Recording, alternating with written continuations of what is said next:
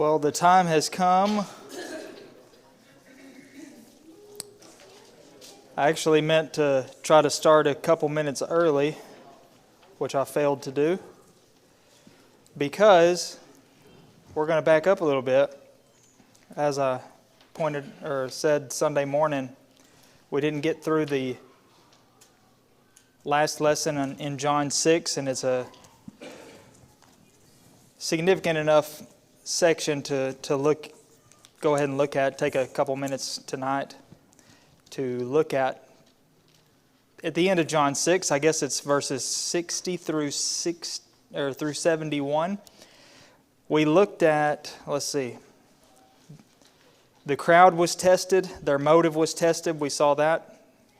John 6, 21 through 40. Then we saw that the Jews were tested, using that word, I guess, the way John uses it, even though the crowd were probably Jews too. But the disciples then were tested, and that's what we'll see next.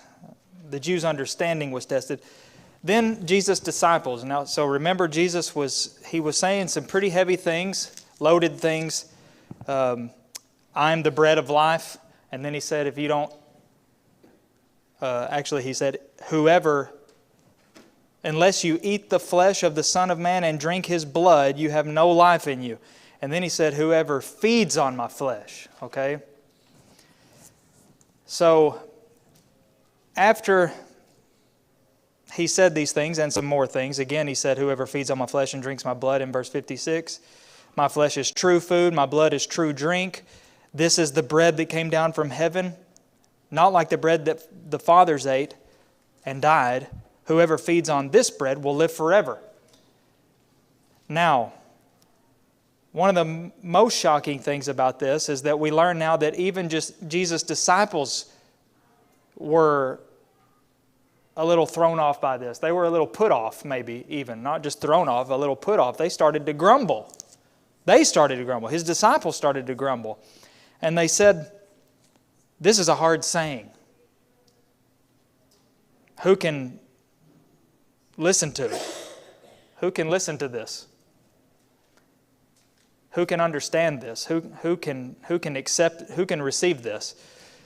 Makes you wonder, why would Jesus' followers even be troubled by one of Jesus' teachings or anything that Jesus said? Jesus' followers. Well, we may find that even today this can happen. Somebody that claims to be Jesus' follower might actually not really be a big fan of something that Jesus taught at some point. Well, it says in verse 61 that Jesus knew in Himself that His disciples were grumbling about this. He said, do you take offense at this? He said, what if you were to see the Son of Man ascending to where He was before? By the way, some of them were going to see that very thing. The apostles, at least. It is the Spirit who gives life. The flesh is no help at all. The words that I have spoken to you are spirit and life. But there are some of you who do not believe. Then in parentheses, as John often does, he says, for Jesus knew from the beginning who those were who did not believe, and who it was who would betray Him. Now, as a result of Jesus saying this, one of the saddest verses in the Gospels, the saddest verse might be, of course, excluding His crucifixion, one of the saddest verses is in John 1, when it says the light came into the world, the one who made the world, and the world didn't know Him, and then He came to His own people, and they didn't receive Him. Well, now we read a specific example of that very thing. Except it wasn't just people that didn't receive Him, it was people that did follow Him, and now it says, they went back and walked with Him no more. That's what the old ASV says. Upon this, many of His disciples went back and walked with Him no more. Well, just as the crowd had failed the test, the Jews had failed the test, now even Jesus' disciples failed the test. And so Jesus pictured we don't know how many, but John says there were many that turned around or that went back literally and figuratively, I guess. They literally left, but they also left Jesus for good. And they're leaving. They're walking away. So Jesus turns to his disciples, his 12 disciples, and now he's going to give them a little test of their commitment. And he says, would you go away as well? Would you also go away? You want to leave too? And now what Jesus has just done, thankfully for Peter's sake, is he has given Peter a nice lob throw, and Peter is about to knock that thing out of the park, okay? It's one of the times when Peter nails it. He says, Lord, to whom shall we go? You have the words of eternal life. And we have believed and have come to know that you are the Holy One of God. Nailed it. Perfect. No need to say anything else. Everything that he needed to say, that he could have possibly said, was said right there. And he said it beautifully. And what a good response to the question itself. If we left, where would we go? You are the one who has the words of eternal life. So whether we don't understand something that you say, that you teach, whether we don't fully understand, just what you're here to do or some of the things that you've done, they didn't understand the loaves we read earlier. They didn't understand the significance of the miracle of feeding the 5,000. But here's the fact. He's the one that has the words of eternal life. So if they want the words of eternal life, to whom could they go to get them?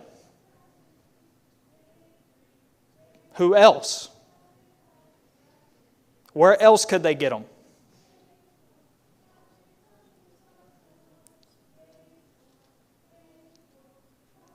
Are you waiting for a response? Yeah. Just because I could tell by the silence that it was an obvious answer. Nobody wanted to say it. No one else. Nowhere else. He's the one. That's the significant. You have the words of eternal life. In other words, you only. You are the only one.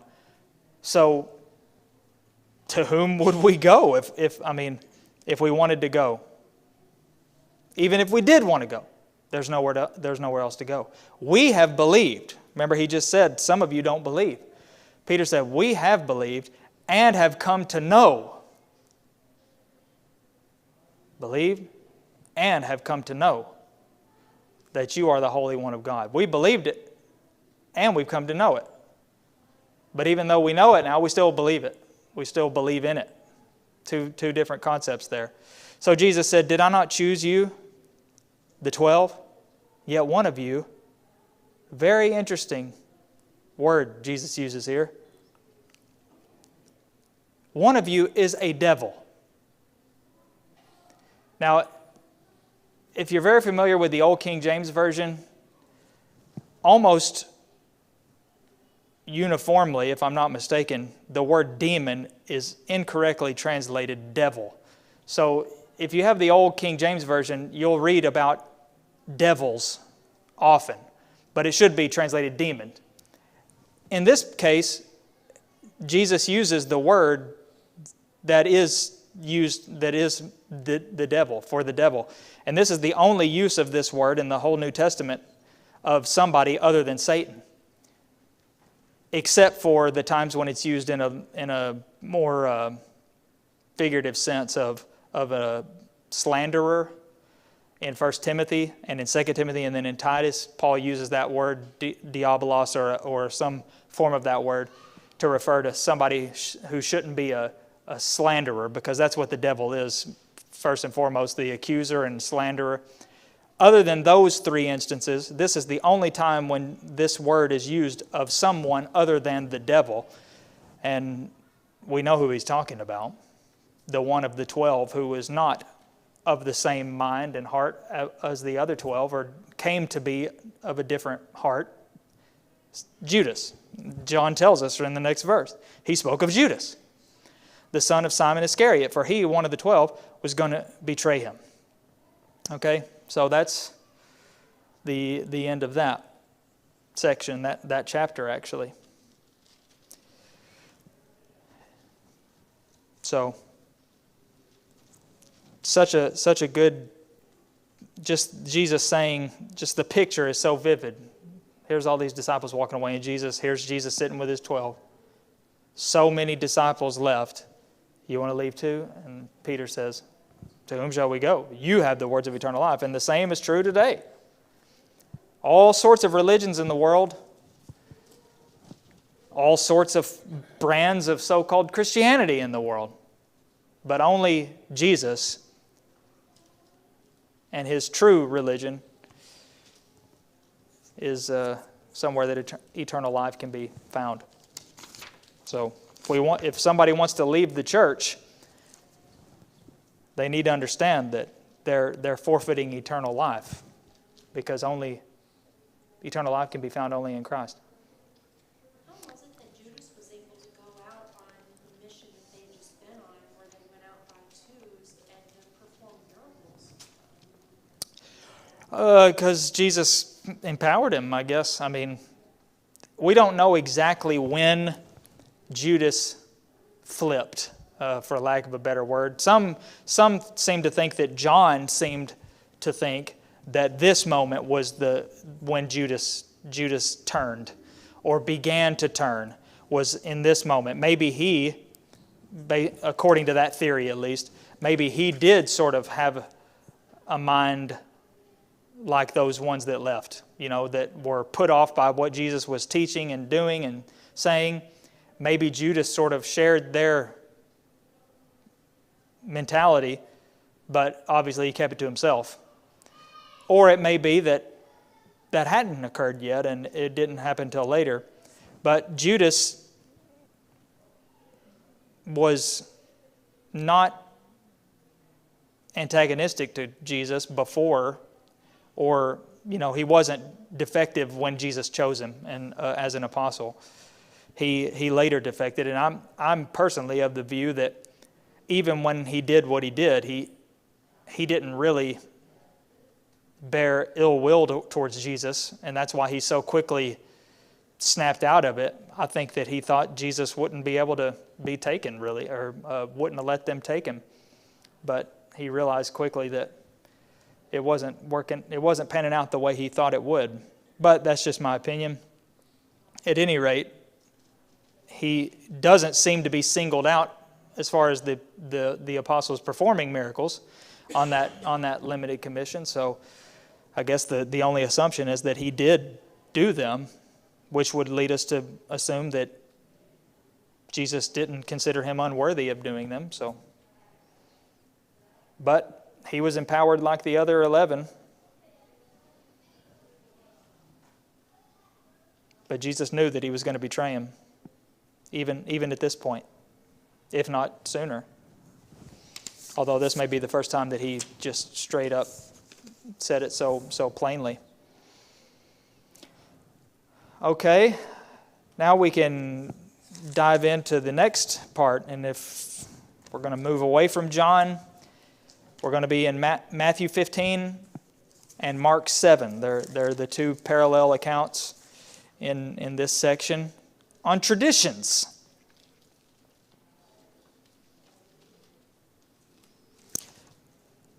Matthew 15, 1 through 20, and Mark 7, 1 through 23.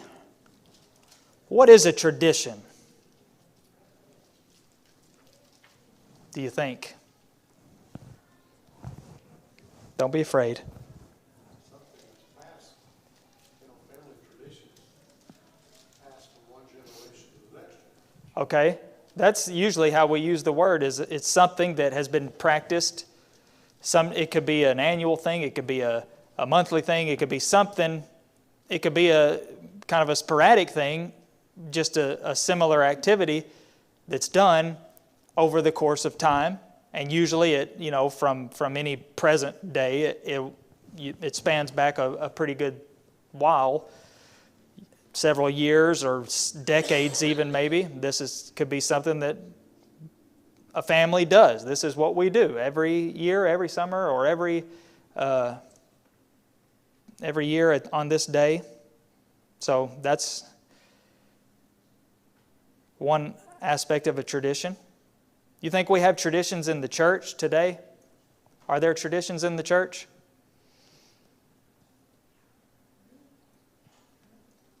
Yeah, there are. Our meeting times are normally. Yeah, we have all kinds. I mean, if we really wanted to get down to it, we could probably come up with a nice hefty list of things that are technically traditions. Meeting times, Wayne says, and, even what we're going to see in this lesson is that a tradition isn't unscriptural. It doesn't have to be unscriptural or not unscriptural in the sense of wrong, but at least not in the Scriptures, not commanded. But some traditions are commanded, aren't they? Some of the things that we do are traditions, but they are inspired of God. Paul talked about not having company with anyone who doesn't walk according to the traditions that you received from us. Well, the traditions that the church received from the apostles, those are things that we need to be doing, that we must do. We are expected to do, commanded to do. But Paul calls those traditions. So traditions are not bad automatically or good automatically, but it depends on what they are and where they come from and how we use or abuse them that determines whether they are good or bad. It's a subject that we've talked about before. We will certainly talk about again, and we're going to talk about it here. John chapter 7 verse 1 is a statement. I know we said we're going to leave John, but it's something to keep in mind as we begin this section. It's right where we were just a second ago, the next verse. After this, Jesus went about in Galilee. He wouldn't go about in Judea because the Jews were seeking to kill him. There is an underlying fact to just follow in the back of our minds as we approach this text in Matthew 15 and Mark 7. The Jews were seeking to kill Jesus. And they were going to look for and try to find anything they possibly could use against him. They weren't going to be able. You know how it says about Daniel and those men that were jealous of Daniel and his friends, and they tried and tried. It said they couldn't find any fault with Daniel because of the kind of character he had and the kind of man that he was. Well, if that's true of Daniel, just think about how much more difficult it will be to find something against Jesus. So they couldn't find anything against Jesus, but they did find Jesus time and time again, or at least more than one occasion so far, doing things that were at least, in their eyes, questionable in terms of the oral law that they believed Jews should be following. It wasn't strictly speaking in the law of Moses, but they considered it a part of the law of Moses, a part of the law, because they were the traditions of the elders. And as much as we may have difficulty understanding how they could do so, they believed that the tradition, that this oral law, somehow or another, was even more important than the written law. At least as important, but really, if you look at what some of these rabbis have said about the oral law and the traditions of the elders, they basically viewed them as more binding than even the law of Moses itself. So, Mark 7 verse 1 says, when the Pharisees gathered to him, some of the scribes who had come from Jerusalem, So, now we have Pharisees, and Matthew 15:1 says a similar thing. Pharisees and scribes came to Jesus from Jerusalem. Now, where's Jesus? We read in John 7:1 just a second ago. He wouldn't go somewhere because the Jews were seeking to kill him. Where was that he wouldn't go? Or he wouldn't, what's that? Judea. You know, that's where all the Julius Jews are, in Judea. So Jesus was in Galilee. In fact, it doesn't say he wouldn't go to Judea at all. He wouldn't go about in Judea, because that's where the bigwigs were, and they were seeking to kill him.